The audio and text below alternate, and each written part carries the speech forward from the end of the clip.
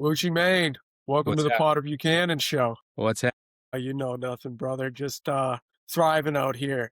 Excited to connect with you today. When I was putting the show together, I made a list of people I wanted to talk to, and you were on that like immediately Sweet, man. because yeah, I think one thing like we went to college together, and like it's my memory is kind of shoddy, but I just remember like when we were hanging out, more like an energy than anything. Just like you kind of brought that in vibes, along with like you're like always doing cool shit, traveling, like entrepreneur. So like I wanted to have you on today to just discuss life and what you're doing. Yeah, man. I'm happy to catch up with you. Anytime we were in a marketing class doing a project and or hanging out outside of class, it was always a good time. So you brought just as many vibes, and it was always, you're one of the more memorable friends, that I went to UMass with. And it's so funny because a lot of Massachusetts people or New England people in general shit on UMass Dartmouth, but I had such a great experience there, and it really kind of molded my my future. Kind of moving away from home that was far but not too far. Yeah. Mm, I ended up staying down on campus like all year round. I was like one of the nerdy orientation leaders. Like I really fell in love with the campus. I loved how close we were to Providence and Cape Cod. And, when we got down there, we heard so many horror stories about New Bedford and Fall River and this and that. But like, man, I found it to be super safe and welcoming. And, it's just as diverse as Revere where I grew up. So I had no problem with that. And yeah, I never had any negative experiences on campus or with any faculty. Like it was a really great place. There were some great professors. I think if we could go back and change the curriculum a little bit with Charlton College of Business, I think there's like more design classes and more like, Spanish or like some sort of like I can't believe we weren't required to do a foreign language Yeah. as a business major, or like any graphic design classes. Like some of the prereqs that we had to do were just, it's some regard, it's like management information systems was a waste. I hated it, and I would have been better off doing, InDesign or some sort of Adobe, Photoshop class. So but overall, man, I can't say enough good things about UMass Dartmouth and how awesome that college really was and my experience there. Yeah, and I know you took a lot out of it. I remember you posted a ways back about Professor Araguzzo and kind of like the impact he had on you and like kind of what you took from that. Is that like who else like inspired you? Because like obviously running your own business now. Yeah, Godwin was great because, and he passed away, which stinks because he was Yeah. too young of a guy to pass. But you would ask him a question, and then he would ask it right back and just kind of open it to the class, which I thought was awesome. And he ran a consulting group, so a lot of the group projects that we were working on were a lot of local businesses that he was working with directly. And then he was basically like, hey, he probably had a couple of different levels of consulting. I'm going to give you my expert opinion, but we're also going to open this up to a bunch of, young, hungry 20-year-olds or 19-year-olds. And so, yeah, I just love that he brought like real life business and experience to the table. But Roxanne Windsor was great. Steve White was great. Yeah, I remember Steve. He was a funny guy.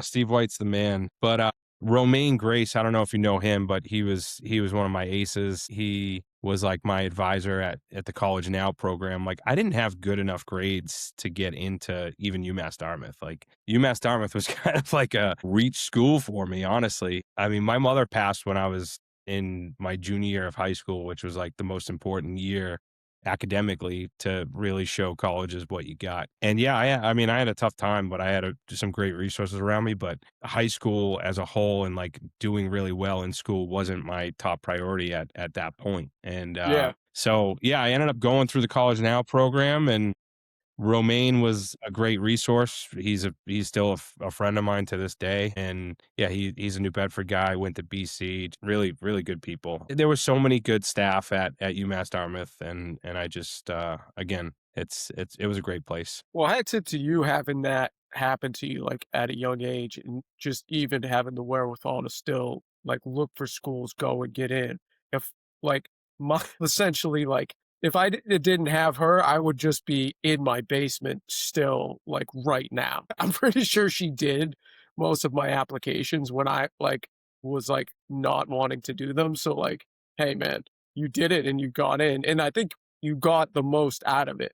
Like, you put in work to get it out on the back end, which is huge. Not a lot of people use what they learn in college or even go into that. Yeah. I mean, I definitely it was good to just get away from Revere as a whole. Like I wanted to live away from school, and friends were either going to UMass Amherst or Salem State. I really wanted to go to San Diego State at that time, but it was just too far being 17 heading into college. Yeah, I had great resources around me. Like I said, friends and family, my brother and my father are, my best friends. My brother went to UMass Dartmouth, so I was familiar with the campus. He was there years back, but yeah, it's just yeah, it's a great place, and I'm happy that I lived away. You talk to friends that either went to Salem State or like, yeah, it would have been cheaper to go to North Shore Community College for a couple years and then get into a state school or go somewhere else after that. But I was just very happy that, now at this point I've made lifelong friends that talk to this day like you, right? And I did a semester abroad in Spain and Barcelona. I remember like going at the study abroad fair, and it was like right around Thanksgiving break. And they're like, "Yeah, you should wait until your junior year, second semester, blah blah." And it was like November of sophomore year, and I was like, "No, I'm gonna do it next. I'm gonna do it next semester." They're like, There's a deadline this Friday. Like you're not gonna be able to do it." And I was like, "Yeah, I'm gonna be able to do it." And then I got all the shit in just like super fast. I remember my dad being like, "You're gonna go to Spain?" I was only 19, and a lot of people do wait until their junior year, but I was still kind of like undecided. I was, heading towards marketing, but I was like, you know what? I want to go to Spain and just change it up a little bit. So that was kind of my first leap in really craving some travel and adventure. Yeah. Well, like, following you on social and stuff, like, you're always out, like, doing things. Like, if you're on the water, you're in the wilderness, like, kind of an adventure guy. We were talking about this before, but, like, if you had to recommend, like, one travel spot, where would you have people go? Internationally, Costa Rica is my, pretty much my number one. Yeah. Spain and Portugal are definitely up there, but Costa Rica is just close, and it's from, where we're from up in the Northeast, it's like people go to Aruba and Florida and Bahamas, and like that's cool, but that's just sitting on a beach for an all-inclusive for a week, just eating and drinking your face off. That kind of travel isn't necessarily for me. It's like when you go on a bachelor party and your buddy's like, "Oh, let's go to the fucking strip club." It's like, we've been to strip Yeah. clubs. We've done this, Yeah. we've done that. Costa Rica really allows you to, have a couple different vacations all packed into one. There's something there for everyone. If you have a family, it's family friendly, it's safe. You got these beautiful beaches that are just met with this lush green rainforest, and there's rocky coast, there's white shell beaches, there's a volcano, there's a cloud forest. There's so much in such a small area. And, it's relatively easy to get around the country. Like I said, it's safe. The people are great. They live life by this pura vida, which is, pure life. And I never had any negative experiences. Everyone just welcomes you with happiness, and it's relatively affordable. The food's great, and like I said, just the people are awesome. So my ideal vacation is kind of adventure on the first half of the trip, and then you can kind of go kick it with your feet up and relax a little bit and still kind of be adventurous. But in an ideal world, like a perfect trip would be you fly into San Jose, you get out to Monteverde where the cloud forest is, and then you get up to Arenal where the volcano is, spend some time ATVing, hiking, really exploring, and then you hit one of the beaches, man. There's so many around there that you can either go the Caribbean side or you can go the Pacific side. And, a lot of towns are pretty Americanized now at this point, and you almost feel like you're in Southern California. Yeah. But there's like really dry parts up in the Northwest, and then you go down south and it's like that lush green Dominical, Uvita. It's awesome, man. I can't say enough great things about Costa Rica. I love it. Do you ever think you'd be such a cultured and, adventure-seeking individual coming from Revere? Revere kid. Not necessarily, we talked about my mother passing, and it's like I think about what life would have been like if she was still around, and like Yeah. she was the glue, and I have a lot of friends that still live either at home or very close to home, right? Like, we have that Italian culture where, mom and dad's meatballs are right upstairs, or, your grandparents, you have Sunday dinner every Sunday, and, our family dinner every Sunday, and it's like it's really nice. And so I wish I still had that, and I do have it to some degree, but, that was really the glue, and I think, when I didn't necessarily have that, tight knit family, and it's just me, my brother, and my father, it's like, all right, those guys are my aces, but I can still go out and explore and see the world, and just always have a home to come back to. And I think that allowed me to be a little risky. My dad was always saying like, hey, work the corporate ladder, climb up, blah blah. You really want to stay in one position or at a company for 10, 15 years, get stock options, this and that. And because he had always said that I had a place to call home, it's like it's a little bit easier to make some or take some risks and, start your own business or go move out to San Diego or Colorado. Like you can do those things when you always have a home base, which is really nice. And I'm super grateful for it. And yeah, so I didn't think I would be as adventurous, but I'm so grateful. But on one hand, then it's like, all right, hey, I really enjoy the the slow down. Like winter is really awesome, especially up here in Maine now. You can go snowmobiling and like just kind of relaxing. There's a mountain nearby, so I can go snowboarding, but the pace is just a lot slower, which is really nice. Maine's beautiful. I love it, and I'd love to move out to, like, a more country setting and just get out of the fray. When did you make the move to Maine? It's been 5 years now. I was back in San Diego at the time when COVID happened, and then when Newsom shut the beaches down, there was really no point in staying, and my dad was back east, and I was kinda worried about, COVID was fucking scary, but it wasn't like it was more or less like, "Alright, the beach is shut down here, there's really no reason to stay," and, friends of mine were buying houses in Danvers for $700,000, and I was Yeah, like I'm gonna buy in Maine for 300,000 and, live where people vacation. That was like my main goal is to live where people vacation. Because it's an electric vibe, man, especially in the summer. But again, the winter just warrants this really peaceful and calm environment. And, you can still utilize nature and no one's there, which is awesome. yeah, yeah, there's the absence of people can sometimes be nice. Yeah, for sure. I know I wanna get up to Alaska like your buddy, man. Yeah. Dude, it made me wanna go to Alaska. Yeah, I mean, just like him and his dogs, yeah. like, I mean, that I'd have to leave my entire family because I don't think it would be as, cathartic with them and the dogs, but, I don't think he would do well up in Alaska, uh, but the Huskies, man, that's pretty badass.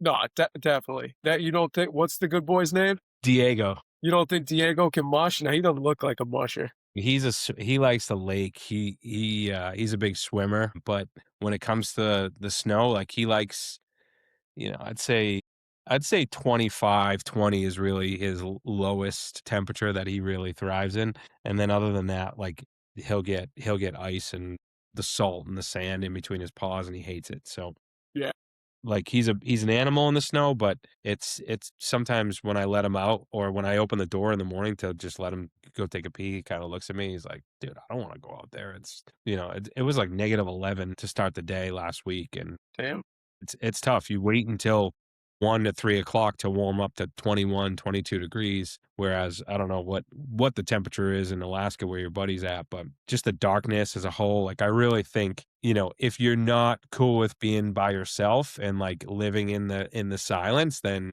you will be, up in Alaska. And I get that with Maine a little bit, but not to that degree. And yeah. and I've definitely I wanna go spend a couple months in Alaska. My ultimate goal is to take a trip, in a camper van and get up to there maybe late spring or summer and just enjoy Alaska for maybe a month or 2. Connect you with my guy, maybe you can go mushing, man.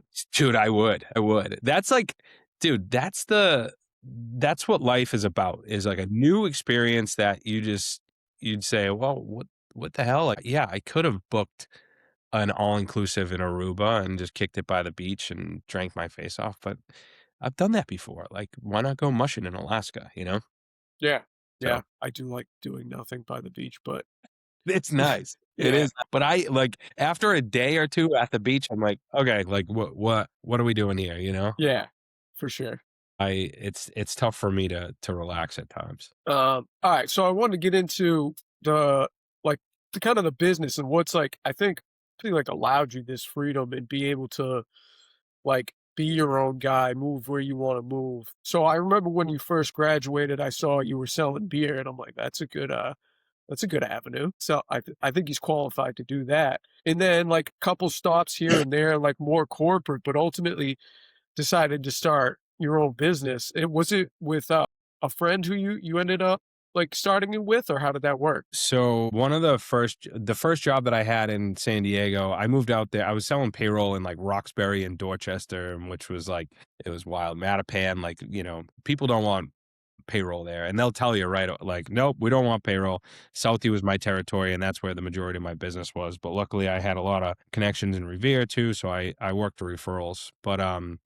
But I quit ADP, and then I went out west and I worked for Living Social. Do you remember Living Social? It was like Yeah, a Groupon. yeah, no, absolutely, So, like, you end up meeting with these small businesses and, you're saying, "Hey, how are you tracking your marketing dollars?" And they're like, "Oh, well, I just use the local radio station or the local newspaper for some ads." And I'm like, "Okay, how do you track where you're getting the new business from or the new customers?" And, a lot of them would say, if I brought 10 people into my restaurant, then 9 of them would return. Okay, well, let's talk about getting new customers through the door. And Living Social and Groupon was such a racket to where, you get a $50 gift certificate for 25, and then the business only sees half of that 25. So out of the $50, they're netting 12, and with cost of food and staff and all this, it's impossible for them to make money. And then there's also like this consumer behavior that says, I am never gonna pay full price for that restaurant ever again. I'm gonna wait for the Groupon yeah, the coupon that gets out there. So it really discounts the equity in the actual restaurant, and it discounts the quality. So after having so many conversations with business owners about like just not being able to track their return on investment from advertising, I ended up working for an SEM agency in San Diego, CPC Strategy. I think I was employee number like 21. We did like this survey throughout, our 50 or 60 clients at the time. And it was like, what's your main focus this was back in 2014. What's your main focus for the new year? And like, what services could we provide that would really add value? And we like listed social media marketing, this and that. And everyone was like, Amazon, we have to figure out this Amazon stuff. The guys at CPC Strategy went out, hired this ace, Pat Petriello. He's one of my favorite people and one of the smartest guys I know. But he worked directly at Amazon and essentially created this Amazon sales acceleration program for the agency where it's like we were driving traffic from Google back to Potter's Pottery, right? .com. yeah, And it's like, okay, you're shipping out your goods one by one, and you're paying for all this traffic, and if people don't end up buying on your website, then it's a wasted click, so on and so forth. Whereas if you set yourself up on Amazon, you're accessing, at the time it was 200 and something million customers, and now it's over 300. I think it's like 300 million, 320 million. But you can ship them pallets of products, and then they'll fulfill all the onesies twosies to individual customers, and that's where the prime shipping comes into play, right? So everyone was just trying to figure out this Amazon stuff, and for the next year, we built out a whole Amazon program, and that's really where I got my confidence in being able to help brands sell on Amazon. And at that point, then I worked for a couple other businesses in Southern California until I was like, hey, I could do this on my own. And I got like one or two clients on the side while I was still working full time. And then finally, I was just like, you know what, I'm gonna just do it solo. And then about a year later, a good buddy of mine, Jackson, that I met at another agency in San Diego, he came on board, and now he's essentially like my co-founder and my right-hand man, and we've grown the business now significantly over the last 7 years. And, I was just I was looking at the numbers from last year. I mean, we're managing close to $80 million in Amazon sales in a year, which is awesome. And we're managing a huge advertising budget on a monthly basis. So we work with about 2 dozen different brands across all different categories. And we're pretty selective with the categories, right? We try not to work with like jewelry or apparel. We're really just trying to work with brands that want to be around for the next 50 or 100 years, right? Someone that has some sort of a differentiator in the market and can provide value to consumers. But we'll essentially manage the whole sales channel for them, optimize their product detail page, make sure that it's super buyable, and really try to scale the business efficiently from there. It can be difficult because brands will say, "Hey, I want growth and I want profit," and it's really tough to get both. You really got to either choose one or the other at a specific, junction in your life cycle as a brand, but there's ways to scale it responsibly and then to grow the brand as much as possible and take market share in the category. All right.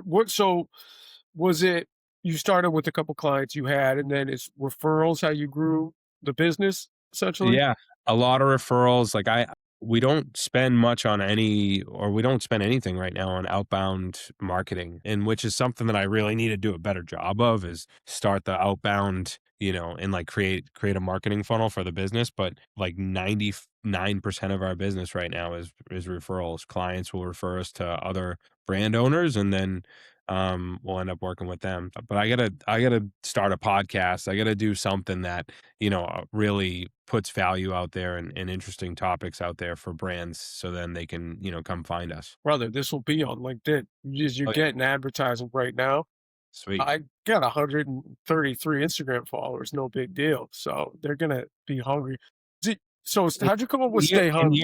years from now, you'll be able to look back and be like, "Wow, I had 133 and now I got fucking 20,000 or Yeah, 30,000." Like, that's the stay re- hungry. it's a dope name. I love it. Cool. Yeah, I like that. It's funny because, at CPC Strategy, we called ourselves, like, young, hungry motherfuckers, like, that was the whole thing, Yeah, and I'm always hungry too, I just eat a lot, and, the little this is like a piranha, and this is the buy box for Amazon, so I thought it was kinda cool, cartoonish, playful, but yeah, Stay Hungry Digital, and then I think, like, Sebastian Maniscalco came out with a stand-up. His special was called Stay Hungry, like, a couple years after that, so I was like, "Oh, this is sweet." I was onto something, fellow when I did it Paisan. back in 2017. Yeah, nice.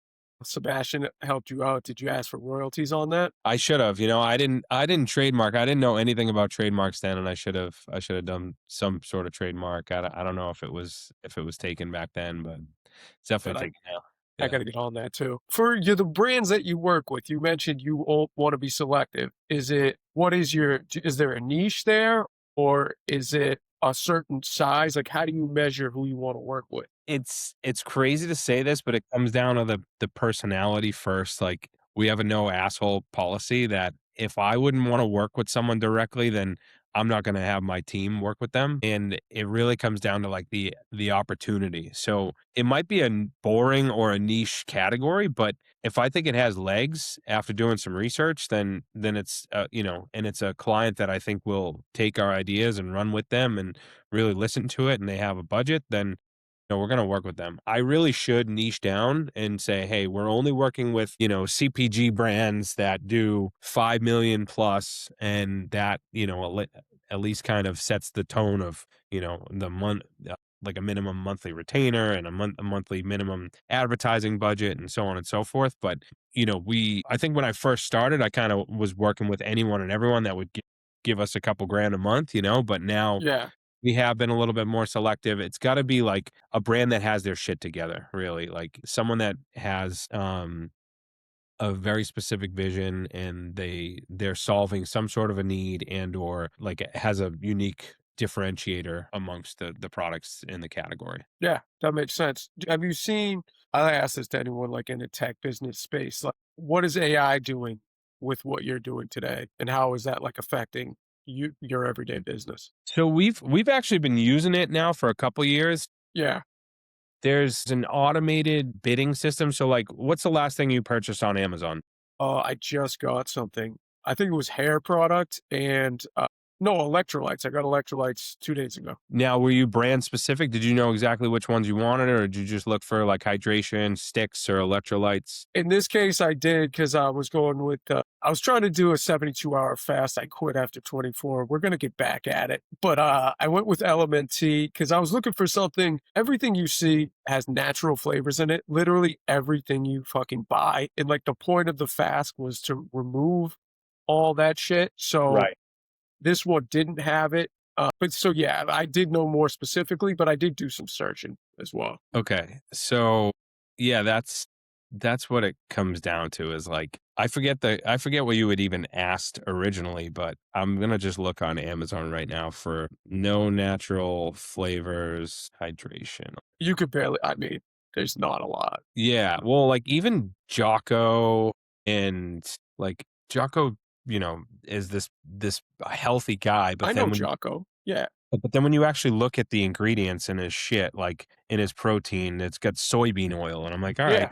here you Dairy are, here you yeah. are on a podcast saying how bad seed oils are, and then you have soybean oil in your products. So a lot of people are just full of shit. But there's like this is a huge category now, like the hydration category. I'll share my screen if you want, because this is a good little kind of rundown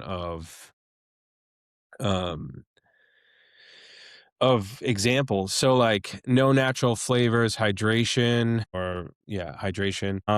like body armor's coming up, hydrolyze. So this is all of the types of ads that will run for our clients. Yeah. They have video ads, which is great, but everything that you see here is sponsored for the top half of the page. So like if you're not paying to play, you're gonna be, Ricky Bobby says, if you're not first, you last. Like this is it's really it really comes down to that. You gotta have some you gotta have a budget to be able to get in front of consumers that are searching for products like this. But it really takes you a while to get into the product detail page and then find out if it's something that you truly want. Like this no sugar electrolytes powder in the raw, they are ranking first for this keyword, no natural flavors hydration. All these other brands are paying maybe $1.50, $2. I don't know what the cost per click is on this specific product, but all these brands are paying to to appear based on the consumer search. So when you actually get into the no sugar electrolytes, minerals from nature, and now I'm going to go right to the ingredients to see what's up, right? Because Yeah, there's no shot. That list seems too long. it does, but I don't see natural flavors. Mine's naturally. They might be clean. They might be, yeah. But yeah, I mean, as a whole, yeah, it looks like there's no powder. I mean, there's no sugar, and there's no natural flavors, which is interesting. But something that this brand should really do is, they're calling it no sugar electrolytes. They should have no sugar, no natural flavors, but they do have no sweeteners or flavoring. So they've probably tested this title. The title really is like the number one variable when it comes to being indexed for search. The more that this brand or this product sells based on no natural flavors, hydration, the higher it ranks for those keywords. So Amazon really is a place where not only is it putting you in front of hundreds of millions of customers, but these guys are always going to be number one on their own website, right? Like if I go to Fast Light store, Yeah. if I go to fastlight.com, then all their products are on their website, but now they really have a chance to be the number one organic product, and really they should be bidding on this search term too. But you'll see how crazy the category is, right? Like I think when I just clicked into that, it said that there was Well, you had to go down to the second row, and the ones on the top definitely are. 30-day revenue, brother. They just sold at least almost $200,000 in sales in the last 30 days. Now, granted, top keywords, electrolytes powder, granted, January is a very, health oriented month, and Yeah. people, you're doing a fast. I heard you weren't You did no beers on in January. I wonder how that AFC Championship game was, but as a whole, these guys are absolutely crushing, and they're not paying for that ad, which is wild. And they don't even do that great of a job with like the content. This looks like an old school product It does. in a new school in a newish category. Really, we're still in the first inning of people being health conscientious and Oh, yeah. and aware of like, all right, I don't want natural flavorings. I don't want, seed oils, this and that, right? So, they got to spruce this up and really start marketing to Gen Z and to the millennials that are going to be purchasing the product. It just looks like it almost looks like an old, just some baby boomer marketing guy put this together, or some shitty company in China or something. Some guy on Fiverr might have done it. It's like Yeah. they don't have like an actual designer that really that did it. And I hate to talk negatively about the brand, but there's just a huge opportunity for, because the value is there, right? I searched for no natural flavors, hydration. This doesn't have natural flavoring. It's a top seller. It's got great reviews, 4.6 out of 5. I always look at, are at least 80% of the reviews 5 stars, because people are going to bitch no matter what at all costs, right? In life.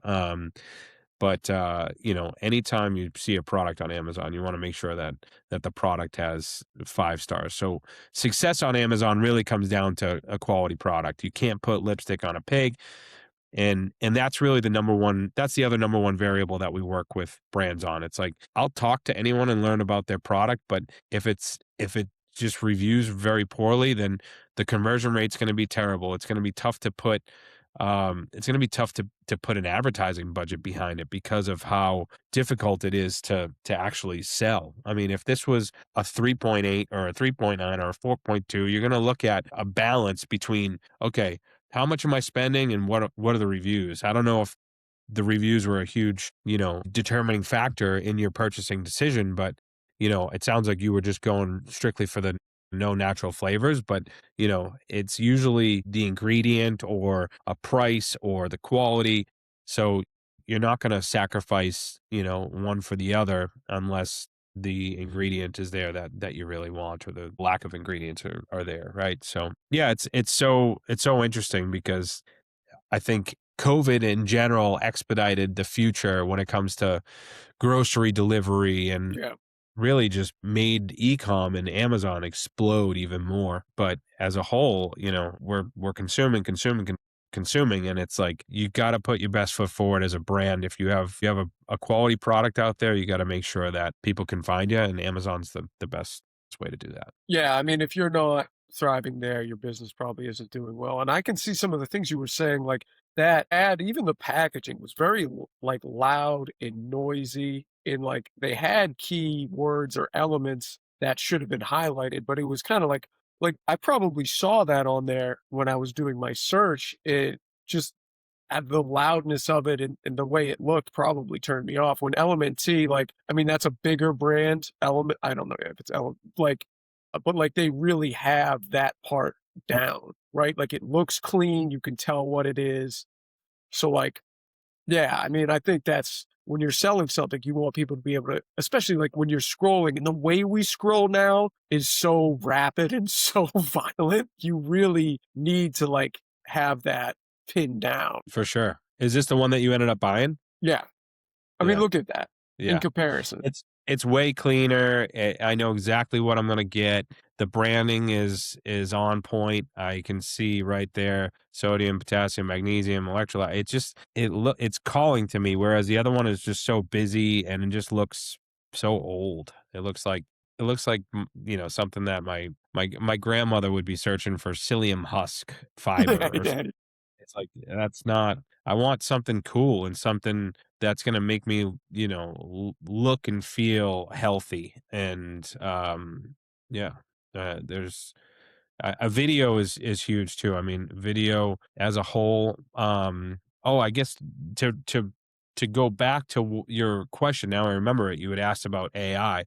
And the no natural flavors hydration, there's really 2 main ways that brands can advertise on Amazon, and it's targeting by keyword and targeting by competitor. So the other folks that we were just looking at could really advertise on this detail page by, Relight. I know those guys, but they do natural flavors. Redmond. It tastes really good, but there's natural flavors in it, which stinks. Um, Healthy Bones, like these guys are crazy to spend money on targeting this detail page at 26.99 and only being at 4 stars, whereas these guys are 4.6. So you see that extra half a star. Maybe they're just going at it from a price perspective, the 26.99. So, all right, hey, I'm gonna, get a consumer to get off of LMNT to really consider the $27 product, or Relight is saying, hey, come look at us. We're only 39.99. But we use AI um, for some automation when it comes to the bids. So I can set a specific goal, whether it be ROAS or uh, or I can really kind of take ROAS out of it and make sure that we're really only focused on conversions and as many purchases as possible. So we can really ramp up the cost per clicks on them, but we can peel them back, and the system that we utilize really automates some of the bids. So there's not really manual bidding that happens anymore. Whereas back in the day, you would have to download a spreadsheet, see, okay, hey, I had 100 clicks on no natural flavors hydration, and there was only zero, and there was zero purchases. Well, I just wasted, 230, $2,300 if the cost per click is $2.30. I just wasted all that money on on this specific search term, and I didn't get any conversion, so I'm gonna negate that keyword or whatever. Like, AI does a lot of that stuff for you, which is great.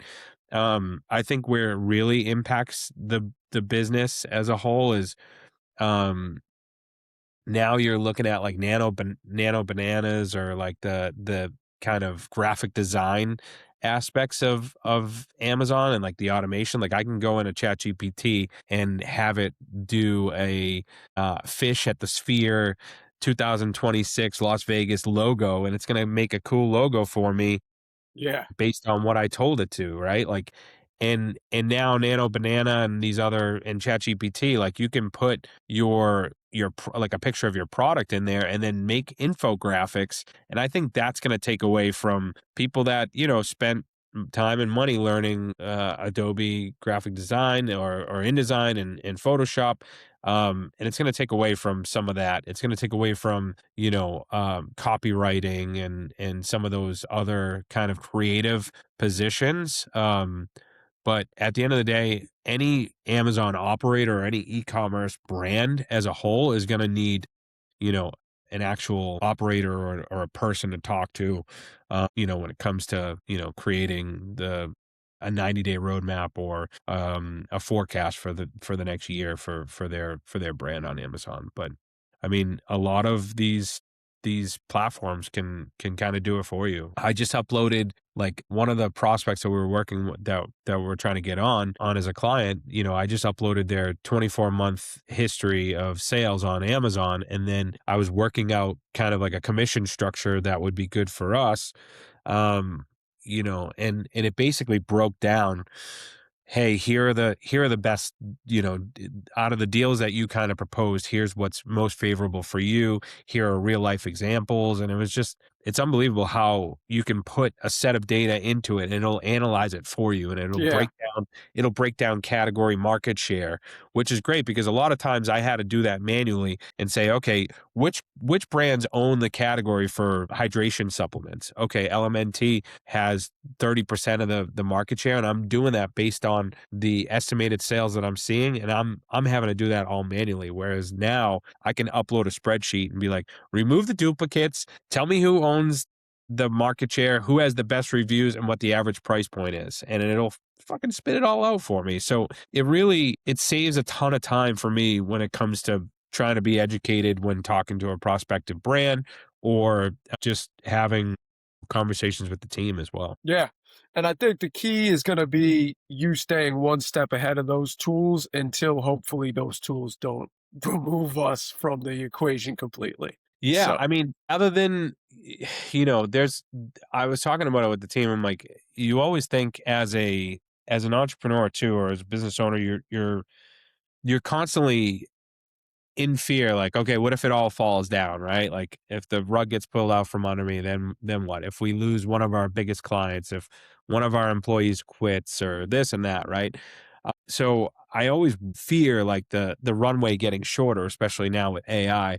And when I'm at these Amazon conferences, they're doing a lot with their creative suite. You could basically create a whole video now with their AI suite. But a brand, rather than spending 100 grand a year on an agency that can do advertising, design, this and that, they might be able to hire a $70,000 position that is competent, and then that one individual is using all these AI tools to kind of have different departments within the one Amazon management, right? Like it's quite possible, but I think that's where it comes down to like having the personalities and having the experience. And you think about our parents, they still go to banks, right? Like, when's the last time you stepped foot into a bank? It's been probably a while, right? I try not to if I can avoid it in any Right. way. Yeah, you only go if you really have to. But so online banking's been a thing, but people still go to banks. And when Peggy at Broadway National and Revere went to Citizens, then my parents moved all their money to Citizens Bank because they loved Peggy. Like that's who they wanted to see on a Friday when cashing their checks. So, I think there's a fine balance between AI and trying to stay ahead of it, but also just staying authentic and staying true and being valuable resources to these brands and to these businesses. We don't work with anyone that we wouldn't want to go skiing with on a weekend, right? Like I really want to work with good people, and I've become friends with a lot of our clients. And when I first started the business in 2017, I was living in Denver at the time.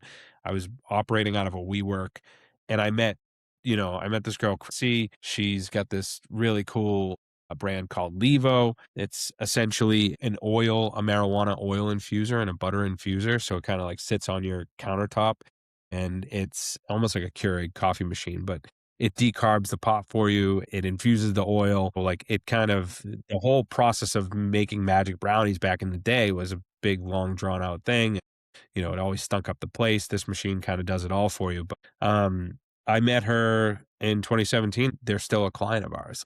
I went to her wedding 2 years ago. Like I just texted her the other day. She's a lifelong friend. So the relationships in this space have meant so much to me, and it's something that maybe we rely on too much, but I don't think it's going to go anywhere. People really, especially when it comes to work, you spend a lot of time working, and you want to work with the best people, and that's why I'm so fortunate between my team and the clients that we work with. We work with some great. Well, luckily you're the man, so I think it helps. Very personal. But that's what the show's all about, right? Like I want to keep the human element alive.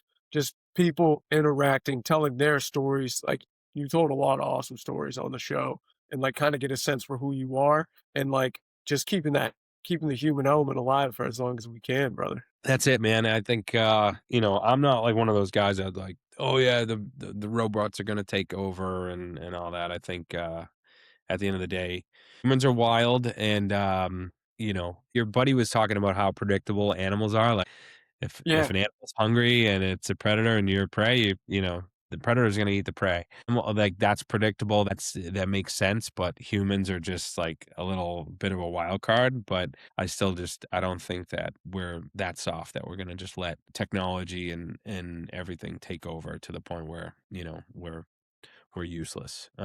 People do some really cool shit and they build awesome things. So hopefully we can keep growing and evolving as humans and not let technology and robots take over. for sure. All right. I'm gonna I'm gonna let you go. Give me your the best show you've seen lately. I know you're a big music guy. I just saw Tame Impala. Yeah, I saw that. That was dope. I just saw Explosions in the Sky on Sunday. It's a post rock band and they do like a lot of scores for movies. It's tight.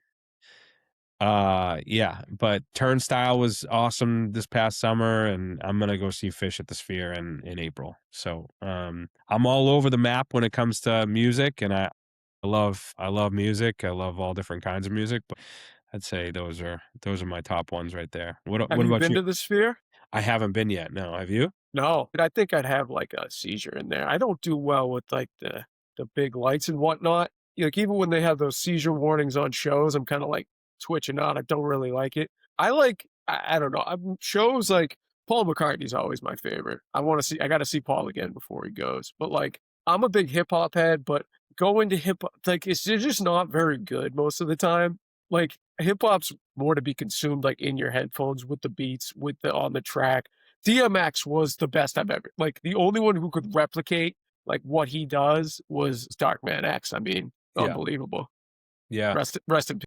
Who's your favorite in terms of, like, old school hip hop? Old school hip hop? I mean, I'm a Dipset guy. I don't know if that's old, you consider that old school. We're kinda old, like, but Cam's my guy. That's my Yeah, all-time guy. hell yeah. Yeah. I was big into Gangstar Yeah, Guru. Gangstar's tight. But Dipset, man, like, I remember freshman year, like, in the quad, everyone, "Dipset, Dipset," Yeah, like, that was the '06 anthem, you know? yeah. It was a movement. Yeah, it really was, it's wild. I appreciate you doing this, brother. It was a great Yeah, man, show. I think content's gonna be awesome from it. So appreciate it. Actually, I will throw a plug too. I bought a mobile sauna, so oh, yeah, dude, I had sauna on my list over here. that's the other kind of thing that I'm playing with right now, especially being up in Maine. But just, being down at my dad's house and, like, being up here, there's not too many gyms with saunas, and so I bought a mobile sauna. It's a sauna on a trailer, wood fired, and, it's called Sweat Rolla, ROLLH, and yeah, I mean, I'll drop it off to someone for a night or preferably a weekend, and it's a great way to, get a sweat out, relieve some stress, and just, feel you can't have a bad day starting off in a sauna, man. It's absolutely awesome. So, it's been life-changing, and I think that's another kind of world where I think we're in the first inning of this kind of health craze where people are gonna just try to look at different ways to de-stress and then get your mental health right, and sauna as a whole is proven to help with that. If you know anyone that is looking for a sauna rental, you let me know. I mean, I kinda am. That's why I basically, like, to get the, like, energy to go to the gym, I'm just like, I get to do the sauna after. Like, it's the best. Yeah. There are some days that, like, even if I don't wanna move, I'll just sit in the sauna and at least get the sweat out, and it's like, Yeah, feel really good. I mean, you can read a book, do whatever in the sauna. It's really nice to just get that, quiet and just, away from the world for 45 minutes to an hour. It's awesome. yeah, yeah, for sure. What temps you put it up? What I Rogan's like, you gotta have 200 plus or something for 20 minutes? So I mean, the wood-fired sauna that I have, it's pretty small, and I've seen it go all the way up to 220. Like, ideally, dude, where I'm, like, relaxing and enjoying it's like 180, 185. Yeah, And then, especially now in the winter, I mean, 200's okay, but I wanna, like, sit in it and enjoy it for a solid 40 minutes, and I really like that 185 mark. alright, So, yeah. good recommendation. Yeah.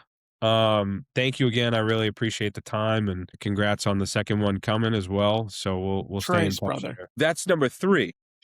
Yeah, we're underwater now. We're outnumbered officially, so, Oh, snap, dude. yeah.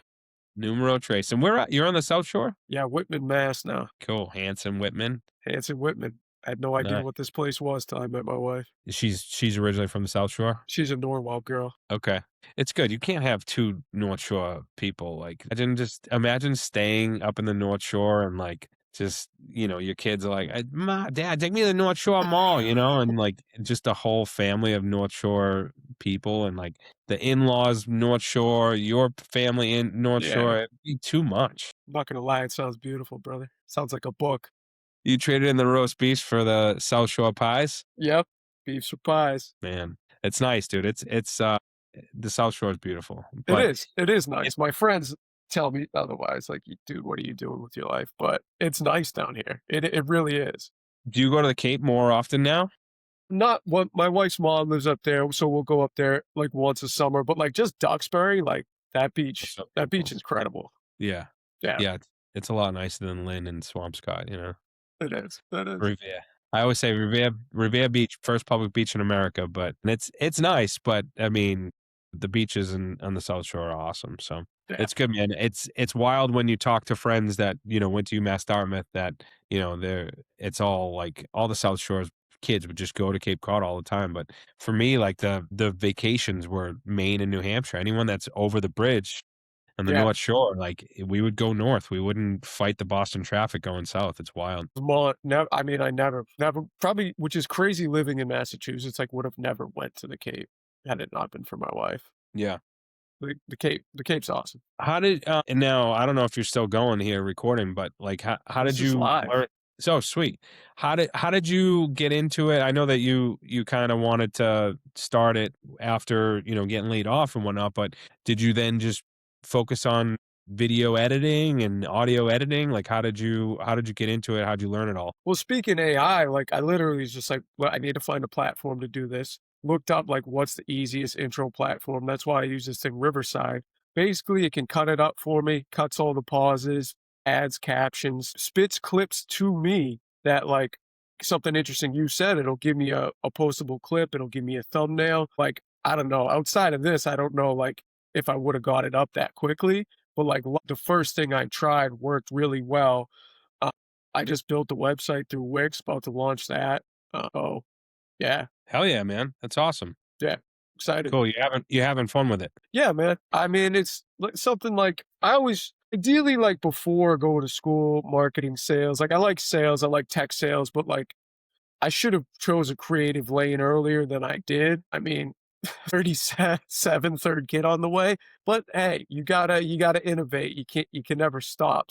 At least I'm doing it now. Hell yeah, man. No, it's awesome. It's good. It'll live forever and it's good to connect with old friends. It's good to learn new shit. Like you never, the guy in Alaska, right? Like you wouldn't have probably caught up with No, him if you didn't have the podcast. And it's like it's a good outlet to just learn about other people, see what they're doing and put the creative mind to work. absolutely. Yeah, no, we mentioned live on forever. I've had this morbid thought if I just happen to croak, like my kids can watch me. So, they'll be able to see me, see what I was like at least a bit. Yeah, yeah, exactly. Yeah, it'll live forever, man. That's awesome. What are you doing for Super Bowl? You staying on the South Shore? Or you going on the North That's the Shore? thing. All the friends are on the North Shore. You got kids, like you can't go anywhere Super Bowl time. Like it's bedtime essentially. Like so, nothing. Sitting, watching. You? Yeah, I'm probably just sitting watching. I was thinking about maybe heading down to Revere Sunday morning and just spending the night there and then jumping back up.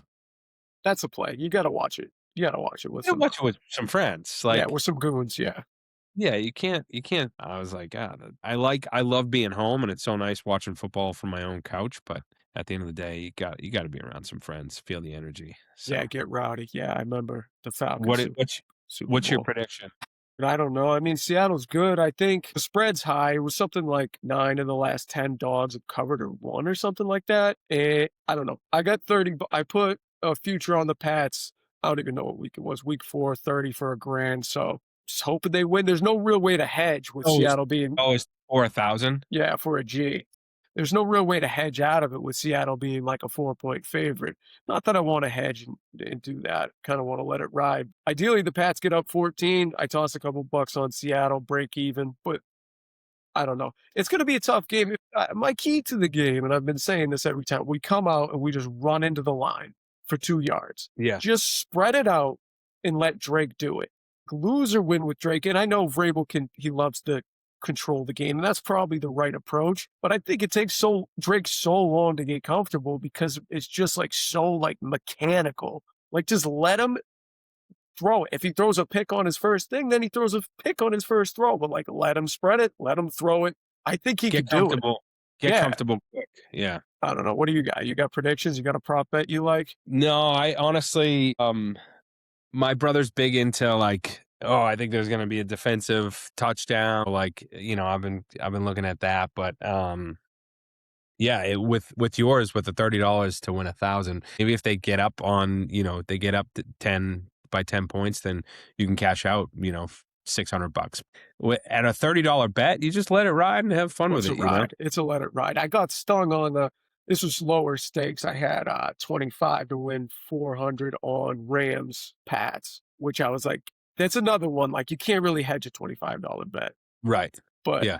I would have liked for But that it one. sucks when you're like, "Oh, I coulda had that 1,000 in my pocket or $500 in that pocket," you know? Yeah. But, yeah, I was so pissed the other night with the Bruins. They can't keep a fucking lead, and of course, we were just getting penalized left and right, and I still don't understand the end of that that overtime. Pasta got that goal robbed. But as a whole, like, it's just I was looking at it, I should have cashed out in the second period, and I just let it ride, and I was like, "Fuck." And, you know, I looked, and I'm like, I don't know how we gave up a 5-1 fucking lead. It was terrible, you know? Yeah, that's not the most dangerous lead in hockey. You probably shouldn't be giving up to 5-1. I didn't see the game. Did Swayman just end up getting shell? Oh, I heard my buddies were sending in the group chat tons of penalties. They were just giving Tampa power plays over and over. Yeah, I think there was a 5-on-3 at one point, and then there was another penalty, like, with 20 seconds to go left. So it was like, they don't even I don't even because the place that I was at, they didn't have the commentary on, and I should have looked it up after.